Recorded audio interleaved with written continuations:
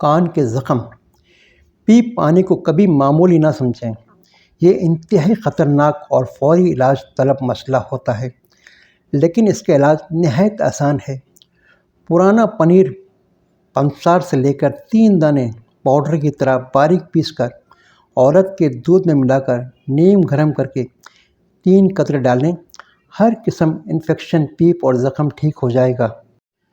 برس کے داغ کو ختم کرنے کے لیے بال صفا پاؤڈر میں برابر دیسی مہندی ملا کر لیپ بنا کر متاثرہ حصے پر لگائیں۔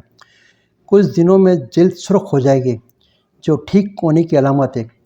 خارش جلن کی صورت میں تھوڑا گھی لگا لیا کریں۔ نسخہ نمبر 2، سنگاڑا مچھلی کے دانت کالے کپڑے میں سی کر گلے میں ڈالیں، برس ختم ہو جائے گا۔ نسخہ نمبر 3، چقندر کو گائے کے گوشت میں سالن بنا کر 1 ماہ کھائیں، مطلب ہفتے میں 3 بار، برس ختم ہو جائے گا۔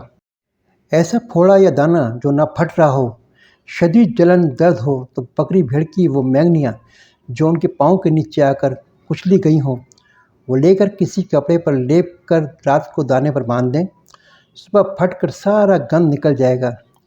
ہیض کا خون نہ رک رہا ہو تو گیرو مٹی جو گملوں کو رنگنے کے کام آتی ہے کی آدھی چمچ پانی سے دیں، دوسری 3 گھنٹے بعد، تیسری کی نوبت شاید ہی آئے، خون رک جائے گا۔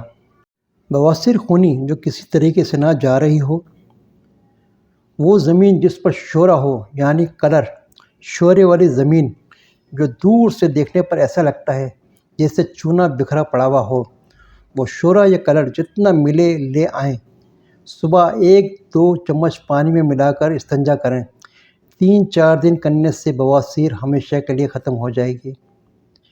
باتھ روم جانے والی دعا جو پڑھے اس کو کبھی نہیں ہوتی، ہو تو ختم ہو جاتی ہے۔ ارکن نسا، رنگن و لنگڑی کے درد کے لیے دمبے کی چربی کا پراٹھا 3 دن کھائیں، فوراً ٹھیک ہو جائے گا۔